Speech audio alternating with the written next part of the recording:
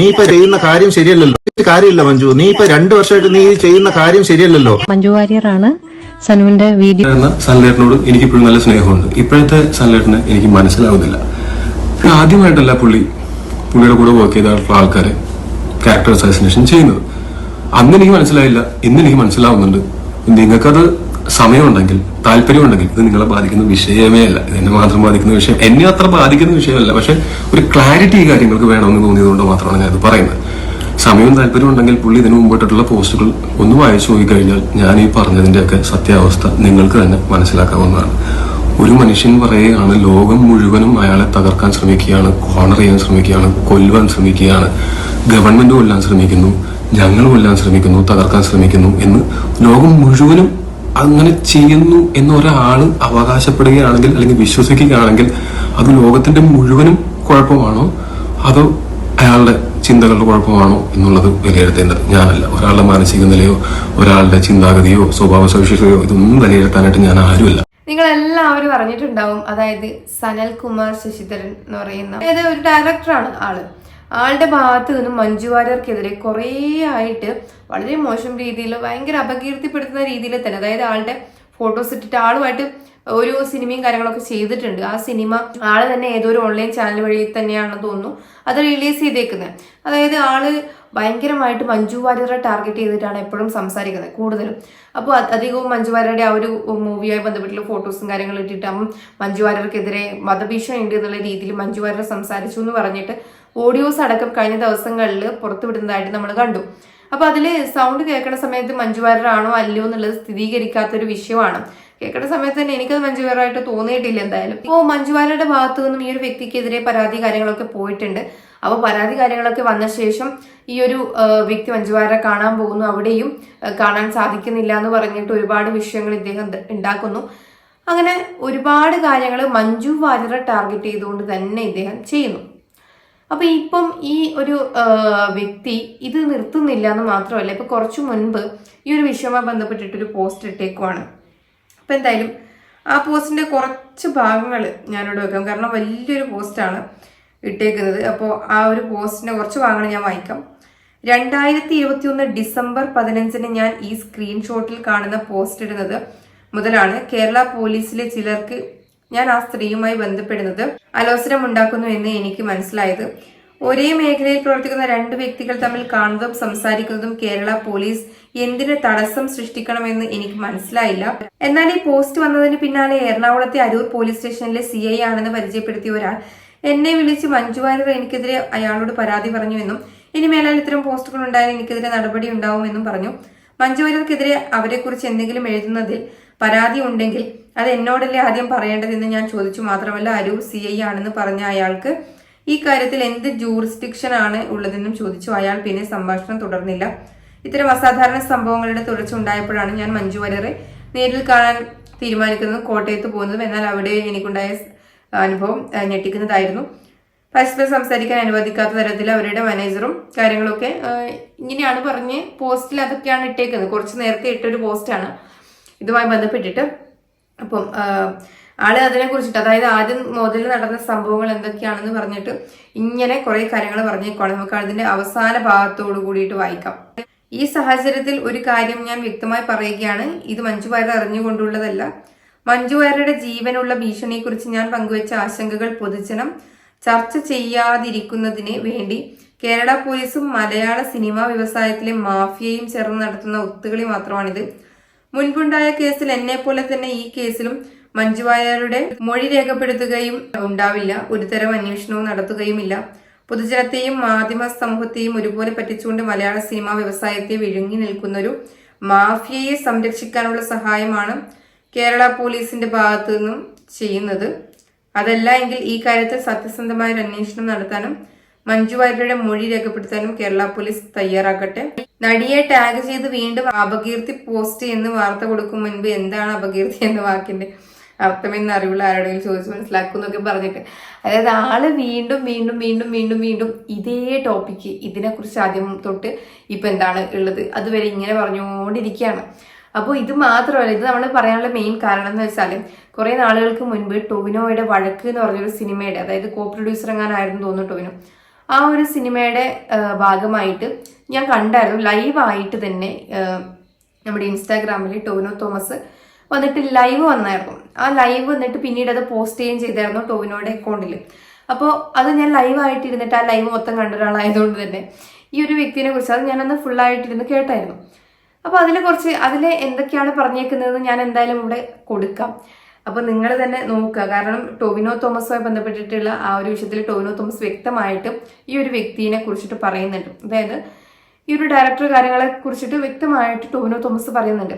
അതായത് ഈ ഒരു വ്യക്തിയുടെ ചില വാശി കാരണങ്ങൾ, ആ വ്യക്തി പറയുന്ന ഒരു ലോജിക്കില്ലാത്ത ചില കാര്യങ്ങൾ കാരണം ടോവിനോയ്ക്കാണെങ്കിലും ഒരുപാട് നഷ്ടങ്ങളും കാര്യങ്ങളും ഈ വഴക്ക് പറഞ്ഞ സിനിമയുമായി ബന്ധപ്പെട്ടിട്ട് ഉണ്ടായിട്ടുണ്ട്.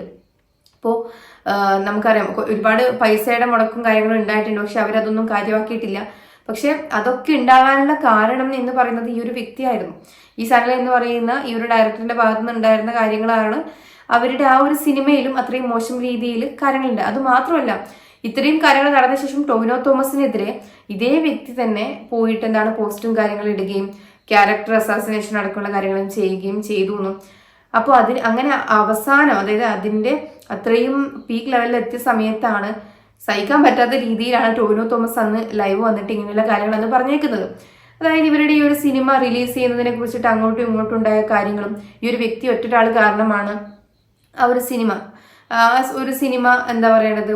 പിടിവാശി കാര്യങ്ങളും കാരണം ഒരുപാട് കാര്യങ്ങൾ നടന്നിട്ടുണ്ടെന്നും ടോവിനോ തോമസ് ഒരാൾ കാരണമാണ് ആ ഒരു സിനിമ റിലീസ് ചെയ്യാതെ പോയത് എന്നുള്ള രീതിയിൽ ഒരുപാട് കാര്യങ്ങൾ ടോവിനോയ്ക്കെതിരെ ഈ ഒരു സനൽ എന്ന് പറയുന്ന വ്യക്തി പോസ്റ്റായിട്ടും കാര്യങ്ങളായിട്ടൊക്കെ ഇടാൻ തുടങ്ങി. അപ്പോഴാണ് ടോവിനോയുടെ ഭാഗത്ത് നിന്ന് ഇങ്ങനൊരു വീഡിയോസും വരുന്നത്, അതിനുള്ള ഒരു എക്സ്പ്ലനേഷൻ എന്നുള്ള രീതിയിൽ. കാരണം ഈ സനൽ എന്ന് പറയുന്ന വ്യക്തി ഈ ഒരു വഴക്ക് എന്ന് പറയുന്ന സിനിമ OTT റിലീസ് ചെയ്താൽ പോരാ, സാധാരണ എല്ലാ സിനിമയും ചെയ്യുന്നത് അതുപോലെ ചെയ്യണമെന്ന് പറയുകയും പിന്നീട് ടോവിനോ തോമസ് പറയുന്നത് ആ ഒരു ലെവലിൽ എടുത്തൊരു സിനിമയല്ല, അതായത് ഇങ്ങനെ അവാർഡ് എന്നുള്ള രീതിയിൽ നമ്മൾ എടുക്കണ പോലെ എടുത്തൊരു പടമാണ്. അത് അങ്ങനെ റിലീസ് ചെയ്തുകൊണ്ട്, അതായത് അക്കാദമിക് ലെവലിലുള്ള പടങ്ങൾ കാണാൻ വരുന്ന ആൾക്കാർ മാത്രം കാണുന്ന ഒരു സ്ഥലത്ത് വെച്ച് അങ്ങനെയുള്ള സിനിമകൾ കുറച്ച് പേര് കണ്ടു എന്ന് വെച്ചിട്ട് സാധാരണ റിലീസ് ചെയ്യുന്ന സമയത്ത് അങ്ങനെയുള്ള ആൾക്കാർ കാണത്തില്ല എന്ന് ഓപ്പൺ ആയിട്ട് തന്നെ നമ്മുടെ ടോവിനോ തോമസ് പറഞ്ഞ സമയത്ത് ഇതൊക്കെ വളച്ചൊടിച്ച്, അതായത് ടോവിനോ തോമസ് വേറെ രീതിയിൽ എന്തൊക്കെയോ പറഞ്ഞു, അങ്ങനെ പറഞ്ഞു ഇങ്ങനെ പറഞ്ഞു എന്ന് പറഞ്ഞു ഒരുപാട് പ്രശ്നങ്ങൾ ഉണ്ടാക്കിയും അത് കഴിഞ്ഞത് OTT റിലീസ് ചെയ്യാൻ ഞാൻ സമ്മതിച്ചു എന്ന് പറയുകയും പിന്നീട് OTT റിലീസ് ചെയ്യണമെങ്കിൽ പറ്റത്തില്ല എന്ന് ഇതേ വ്യക്തി തന്നെ ഓരോരോ മുടക്കങ്ങൾ പറയുകയും അങ്ങനെ ഒരുപാട് കാര്യങ്ങൾ നടന്ന ശേഷം എനിക്ക് തോന്നുന്നു ഇതേ വ്യക്തി തന്നെ അത് ഓൺലൈനായിട്ട് കാരണം അപ്ലോഡ് ചെയ്തിട്ടുണ്ട് തോന്നുന്നു ഈ ഒരു സിനിമ. അപ്പോൾ അതിന്റെ രീതിയിൽ പോകുന്നൊരവസ്ഥയൊക്കെ ഉണ്ടായിട്ടുണ്ടായിരുന്നു. അപ്പൊ അന്ന് ടോവിനോ തോമസ് പറഞ്ഞ ഒരുപാട് കാര്യങ്ങളുണ്ട് ഈ ഒരു വ്യക്തിനെ കുറിച്ചിട്ട്. അന്ന് ആ ഒരു സിനിമയുടെ പിറകിലുണ്ടായ ഒരുപാട് കാര്യങ്ങൾ, നഷ്ടങ്ങൾ എല്ലാത്തിനും കാരണം ഒരു വ്യക്തിയാണെന്ന് പറഞ്ഞുകൊണ്ട് ടോവിനോ അന്ന് ചെയ്തൊരു വീഡിയോ ഉണ്ട്. അപ്പൊ എന്തായാലും ആ വീഡിയോ കൂടി നിങ്ങളൊന്ന് കണ്ടിട്ടാകുമ്പം നിങ്ങളുടെ ബാക്കി കാര്യങ്ങൾ, നിങ്ങൾക്ക് അത് കണ്ടിട്ട് തോന്നുന്ന കാര്യങ്ങൾ എന്തൊക്കെയാണെന്ന് എന്തായാലും താഴെ കമന്റ് ചെയ്യുക. അതുപോലെ തന്നെ നമ്മുടെ ചാനൽ ആദ്യമായിട്ട് കാണുന്നവർ സബ്സ്ക്രൈബ് ചെയ്യാനും ലൈക്ക് ചെയ്യാനൊന്നും മറക്കണ്ട. പറഞ്ഞു ഇങ്ങനെ ആ ഫിലിം ഫെസ്റ്റിവലിന്റെ ആൾക്കാർ നമ്മളുടെ സിനിമയെ റിജക്ട് ചെയ്തു, ഒരു ഇന്റർനാഷണൽ കോക്കസ് നമുക്ക് എതിരായിട്ട് പ്രവർത്തിക്കുന്നുണ്ട്, പുള്ളിയെ തകർക്കാനായിട്ട് ശ്രമിക്കുന്നുണ്ട് എന്നൊക്കെ പറഞ്ഞപ്പോ ഞാൻ എന്റെ അമ്മോ അങ്ങനെയൊക്കെ ഉണ്ടാവോ എന്നാണ് ഞാൻ ആദ്യം വിചാരിച്ചത്. പിന്നീട് പുള്ളി എന്റെ അടുത്ത് പറഞ്ഞു ആ സിനിമ പക്ഷെ എന്നാലും നമ്മൾ വേറെ ഫെസ്റ്റിവൽസിന് വിടാന്ന് പറഞ്ഞിട്ട് അങ്ങനെ നമുക്ക് ചില ഫെസ്റ്റിവൽസിൽ നമുക്ക് കിട്ടുകയും ചെയ്തു, അപ്പൊ ചില ഫെസ്റ്റിവലുകൾ റിജക്ട് ചെയ്യുകയും ചെയ്തു. അപ്പൊ ഞാൻ മനസ്സിലാക്കിയത് ആ സിനിമയുടെ ഗണത്തിൽപ്പെടുന്ന സിനിമകളെ ആക്സെപ്റ്റ് ചെയ്യുന്ന ഫെസ്റ്റിവൽസും ഉണ്ട്, അല്ലാത്ത ഫെസ്റ്റിവൽസും ഉണ്ട്. ഇപ്പോഴും ഞാൻ വിശ്വസിക്കുന്നു വഴക്ക് നല്ല സിനിമയാണ് എന്നാണ്. ഒരിക്കലും ഞാൻ എന്റെ ഒരു സിനിമയും ഡിസോൺ ചെയ്യില്ല. അത് നല്ലതായാലും ചീത്തയായാലും വിജയമായാലും പരാജയമായാലും ഞാൻ എന്റെ ഏത് സിനിമയും, ഞാൻ ചെയ്തിട്ടുള്ള സിനിമ ഞാൻ കഥ കേട്ട് ഞാൻ ആ ടീമുമായിട്ട് ഡിസ്കസ് ചെയ്തിട്ട് ചെയ്യാൻ തീരുമാനിച്ചിട്ടുള്ള ഒരു സിനിമയും ഞാൻ ഡിസോൺ ചെയ്യില്ല. അങ്ങനെ പുള്ളി നമുക്ക് IFFK സ്ക്രീൻ ചെയ്യാനായിട്ട് അവസരം കിട്ടി. അപ്പൊ ആ സമയത്തും പുള്ളി പറഞ്ഞു IFFK ആൾക്കാർ കയറാൻ ശ്രമിക്കുകയാണ്, സ്ക്രീനിങ്ങിന് സമ്മതിക്കില്ല, അങ്ങനെയാണെന്നൊക്കെ പറഞ്ഞു. പക്ഷേ IFFK അത് സെലക്ട് ചെയ്യുകയും അത് സ്ക്രീൻ ചെയ്യുകയും ചെയ്തു. അന്ന് ഞാൻ അജയന്റെ 2-ാം വർഷം എന്നുള്ള സിനിമയുടെ ഷൂട്ടിന് വേണ്ടിയിട്ട് കാസർഗോഡായിരുന്നു. അവിടെ നിന്ന് ഞാൻ തിരുവനന്തപുരത്ത് വരികയും ഞാൻ ഈ സിനിമയുടെ ഫസ്റ്റ് സ്ക്രീനിങ്ങിന് ആളുകളുടെ കൂടെ ഇരുന്ന് സിനിമ കാണുകയും ചെയ്തതാണ്. അതിനുശേഷം അവിടെ നിറച്ച ആളുണ്ടായിരുന്നു വഴക്ക് കാണാനായിട്ട്, തിയേറ്ററിന് പുറത്ത് വഴക്കെന്നൊക്കെ പറഞ്ഞിട്ട് അങ്ങനെയൊക്കെ ഭയങ്കരമായിട്ട് ആൾക്കാരത് ഇഷ്ടപ്പെടുകയും ഞാൻ അവരുടെ ആൾക്കാരോട്ട് സംബന്ധിച്ചതാണ് അന്നത്തെ ദിവസം ഈ സിനിമയെ പറ്റിയിട്ട്.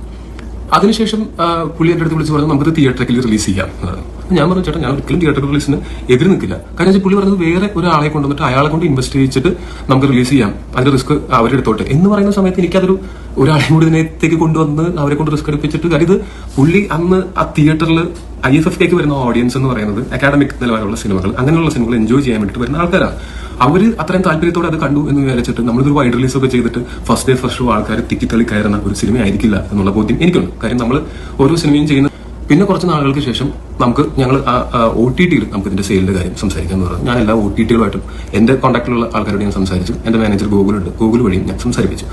അങ്ങനെ സംസാരിപ്പിക്കുന്ന സമയത്ത് OTT എന്ന് പറഞ്ഞാൽ അതൊരു കോർപ്പറേറ്റ് ആണ്, ഒരു ഇന്റർനാഷണൽ കോർപ്പറേറ്റ് അങ്ങനത്തെ ഒരു പ്ലാറ്റ്ഫോമാണ്.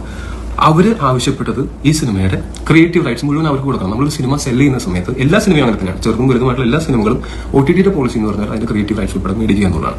അന്ന് സല്ലേട്ടൻ പറഞ്ഞു അങ്ങനെ ഒരു IP റൈറ്റ്സ് കൊടുക്കാൻ പറ്റില്ല, അങ്ങനെ എന്റെ സിനിമയുടെ ക്രിയേറ്റീവ് ഫ്രീഡത്തിനെ ഹനിക്കുന്നൊന്നും ചെയ്യാൻ പറ്റില്ല എന്ന് പറഞ്ഞപ്പോൾ ഞാനും പ്രതിസന്ധിയില്ല. എന്ത് ചെയ്യാൻ പറ്റും, ഇതിനകത്ത് പൈസ മുടങ്ങി കിടക്കുന്നത് ഞങ്ങളുടെയാണ്. പക്ഷെ എന്നാലും ഞാൻ പറയുന്നത് എന്നാലും എനിക്ക് വളരെ ഇഷ്ടമുള്ള ഒരാളാണ് അദ്ദേഹമാണ് സിനിമ ഡയറക്ടർ. അദ്ദേഹത്തിന്റെ ക്രിയേറ്റീവ് ഫ്രീഡത്തിനെ ഹനിക്കണ്ട. കാര്യം ഞാൻ ഈ സിനിമ ചെയ്തതിന്റെ പിന്നിലുള്ള കാരണം അങ്ങനെ ക്രിയേറ്റീവ് ആയിട്ടുള്ള ആൾക്കാർക്ക് എന്റെ ഭാഗത്ത് എന്തെങ്കിലും സപ്പോർട്ട് കൊടുക്കാൻ പറ്റുമെങ്കിൽ കൊടുക്കുക എന്നുള്ള ഉദ്ദേശത്തോട് കൂടിയിട്ടാണ്. അതുപോലെ പുള്ളി പറഞ്ഞു മറ്റേ എന്റെ കരിയർ അറ്റ് സ്റ്റേക്ക്. ഞാൻ പറഞ്ഞത് അങ്ങനെയല്ല. ഞാൻ പറഞ്ഞത് ചേട്ടാ ഈ സിനിമ ഇറങ്ങി കഴിഞ്ഞാൽ നമ്മൾ നേരത്തെ പറഞ്ഞ ഹോൾഡ് ഓവർ ആയി കഴിഞ്ഞാൽ അന്നൊരു പരാജയ ചിത്രമാണ്, ടോനൊരു ഫ്ലോപ്പ് എന്ന് പറഞ്ഞിട്ട് ആൾക്കാർ 2 ദിവസം പറയുമായിരിക്കും. പക്ഷെ ഒരു 2-3 സിനിമ കൊണ്ട് എനിക്ക് അതിനെ ഓർക്കം ചെയ്യാൻ പറ്റുമായിരിക്കും. പക്ഷേ ഈ സിനിമ അറിയിക്കുന്ന റെസ്പെക്ട് കിട്ടില്ല. ഇത് ഞാൻ കൃത്യമായിട്ട് പറഞ്ഞത് ഇന്നും ഞാൻ ക്രോസ് ചെക്ക് ചെയ്തതാണ്. അതിന്റെ കയ്യിൽ കിടപ്പുണ്ട്, ആർക്ക് വേണമെങ്കിലും കേൾക്കാം. അതിനുശേഷം ഈ OTTയുടെ ഈ പറഞ്ഞ പരിപാടികൾ നടക്കാതെയപ്പോൾ ഞാൻ പുള്ളി വീണ്ടും എൻ്റെ അടുത്ത് ചോദിച്ചു OTTയിൽ റിലീസ് ചെയ്തായിരുന്നു. ഞാൻ പറഞ്ഞു ചേട്ടാ ചെയ്യാം, പക്ഷെ നമ്മൾ ഓൾറെഡി കുറെ ആൾക്കാർ വെറുപ്പിച്ചു ഇങ്ങനെ റൈറ്റ്സ് കൊടുക്കാൻ പറ്റില്ല എന്നൊക്കെ പറഞ്ഞിട്ട്. ചേട്ടൻ വാശി പിടിച്ചിരുന്നു കഴിഞ്ഞാൽ ഇത് നടക്കില്ല, ചേട്ടൻ വാശി വിട്ടാൽ നമുക്ക് സെല് ചെയ്യാനായിട്ട് വീണ്ടും ശ്രമിക്കാൻ പറഞ്ഞു. പുള്ളി എനിക്കൊരു വാശിയില്ല എന്നൊക്കെ പുള്ളി പറഞ്ഞു. ഞാൻ വേണമെങ്കിൽ ആ മെസ്സേജ് അത് കാണിച്ചു തരാം. അപ്പൊ എനിക്ക് വാശിയൊന്നുമില്ല, നമുക്കത് റിലീസ് ചെയ്യാം എന്ന് പറഞ്ഞു. അപ്പൊ ഞാൻ പറഞ്ഞു ഞാനതിന് എന്ത് വാശി പിടിക്കുന്നു, എനിക്കൊരു വാശിയില്ല എന്നൊക്കെ പറഞ്ഞിട്ട് പുള്ളി അയച്ചേക്കുന്ന സാധനമാണ്. അപ്പോൾ ഞാൻ പറഞ്ഞു ശരി അങ്ങനെയാണ് ചേട്ടൻ അങ്ങനെ പടം സെല് ചെയ്യാൻ പോളിസീസിന് പാലിച്ചുകൊണ്ട് സെല് ചെയ്യാൻ തയ്യാറാണെങ്കിൽ ഞാനത് ഗൂഗിളിനോട് പറയാം, ഫുൾ ഫ്ലെഡ്ജ്ഡ് ആയിട്ട് വീണ്ടും നമുക്ക് പോളിസീസിനെ ഈ പറഞ്ഞ OTTസിനെയൊക്കെ അപ്രോച്ച് ചെയ്യാം. അപ്പൊ പുള്ളി പറഞ്ഞു ഗൂഗിളിനോട് പറയണ്ട. അപ്പൊ ഗൂഗിൾ എന്തോ പുള്ളിനെ തകർക്കാൻ ശ്രമിക്കുന്നു എന്നാണ് പുള്ളി പറയുന്നത്. എനിക്കറിയില്ല, ഗൂഗിളിന് അങ്ങനെ ആരും തകർക്കാൻ ശ്രമിക്കേണ്ട കാര്യമുള്ളതായിട്ട് എനിക്ക് തോന്നിയിട്ടില്ല. പിന്നെ ഗൂഗിളിന് സനൽകുമാർ ശശിധരൻ എന്നുള്ള ഡയറക്ടറെ പരിചയം തന്നെ ഞാൻ വഴിയാണ്, അല്ലാതെ വേറൊരു പരിചയമുള്ളതല്ല. അപ്പൊ ഗൂഗിൾ വഴി ചെയ്യേണ്ട, ഇങ്ങനെയാണ് പറഞ്ഞത്. അതുകൊണ്ട് ഗൂഗിളിനോട് പറയണ്ട, ഞാൻ നോക്കട്ടെ എന്നാണ് പറഞ്ഞേക്കുന്നത്. ഇത് അയച്ചിരിക്കുന്നത് 2023 ജൂലൈ 23-നാണ്. അപ്പൊ അതിന് ഞാൻ ഓക്കെ എന്നാണ് മെസ്സേജ് അയച്ചിരിക്കുന്നത്. അതിനുശേഷം ഞങ്ങൾ ഉണ്ടായിട്ടുള്ള പിന്നെ OTT സെയിൽസ് നടക്കുന്ന സമയത്ത് ഞങ്ങൾ അതിന് വേണ്ടിയിട്ട് ചെന്നപ്പോൾ ഈ പോളിസീസ് അംഗീകരിക്കാത്തത് മാത്രമല്ലായിരുന്നു പ്രശ്നം, ഇദ്ദേഹത്തിന്റെ സോഷ്യൽ പ്രൊഫൈലും ഒരു പ്രശ്നമായിരുന്നു. സല്ലേട്ടൻ ആൾക്കെതിരെ ഒരു കേസും അറസ്റ്റും ഒക്കെ നടന്നതാണ്. OTT പോളിസീസിൽ പ്രധാനപ്പെട്ട ഒന്നെന്ന് പറഞ്ഞാൽ കേസിൽ ഇൻവോൾവ് ആയിട്ടുള്ളത് അവർ നിരപരാധിയാണെന്ന് തെളിയിക്കപ്പെടുന്നത് വരെ അവരുടെ സിനിമകളുമായിട്ട് അസോസിയേറ്റ് ചെയ്യാനായിട്ട് ഈ കോർപ്പറേറ്റുകൾക്ക് താല്പര്യമില്ല എന്ന് പറഞ്ഞു. അതുകൊണ്ടാണ് അത് വിൽക്കാൻ പറ്റാതിരുന്നത്. ഇതാണ് സത്യാവസ്ഥ. പുള്ളിയും ശ്രമിച്ചു, പുള്ളി തന്നെ ഗൂഗിളിനോട് പറയേണ്ട, പുള്ളി തന്നെ ചെയ്തോളാം എന്ന് പറഞ്ഞിട്ട് പുള്ളി ശ്രമിച്ചിട്ടും നടന്നില്ല. അതിന്റെ കാരണങ്ങൾ ഇതാണ്. ഞാനിത് കഴിഞ്ഞിട്ട് അക്കാഡമിക് സർക്കിളിലുള്ള വേറെയും സിനിമകൾ ചെയ്തിട്ടുണ്ട്. അങ്ങനെ എന്റെ കരിയർ ഏതെങ്കിലും ഒരു സിനിമ അക്കാഡമിക് സർക്കിളിലുള്ള സിനിമ ചെയ്തിട്ട് ആ സിനിമ സാമ്പത്തിക ലാഭം കിട്ടാതെ വരുമ്പോൾ തകർന്നു പോകുന്നൊരു കരിയറാണെന്നൊരു തോന്നൽ എനിക്കുണ്ടെങ്കിൽ ഞാൻ അദൃശ്യജാലകങ്ങൾ പോലൊരു സിനിമ കോ പ്രൊഡ്യൂസറായിട്ട് ഞാൻ ആ സിനിമയിൽ അഭിനയിക്കുകയും അത് തിയേറ്ററിൽ റിലീസ് ചെയ്തതാണ്. അന്നൊരു ദിവസം ഫുൾ ഞാൻ പ്രൊമോഷൻ വന്നിരുന്നത് ഇവിടുത്തെ എല്ലാ മീഡിയാസും കണ്ടതാണ്. ഡോക്ടർ ബിജു സാറും അതിന്റെ പ്രൊഡ്യൂസറായിട്ടുള്ള രാധികയും എല്ലാവരും ഉണ്ടായിരുന്നു. എന്നിട്ട് ആ സിനിമ നമ്മൾ OTTയിലും അവർ വാങ്ങി. കാരണം പോളിസീസ് അംഗീകരിക്കാൻ തയ്യാറായിരുന്നു. സോഷ്യൽ പ്രൊഫൈല് ഡോക്ടർ ബിജു സാറിന്റെയും ഞങ്ങളുടെ എല്ലാവരുടെയും നല്ലതായിരുന്നു. അപ്പൊ ഞാൻ കൊമേഴ്ഷ്യൽ പിന്നെ ഞാനും ഈ ഗിരീഷ് ചേട്ടനുമാണ് ഇതിനകത്ത് ഫണ്ട് മുടക്കിയിരിക്കുന്ന ആൾക്കാർ. ഞാനൊരു 27 ലക്ഷം മുടക്കിയിട്ടുണ്ട്, പുള്ളി ഒരു 27 ലക്ഷം രൂപ മുടക്കിയിട്ടുണ്ട്.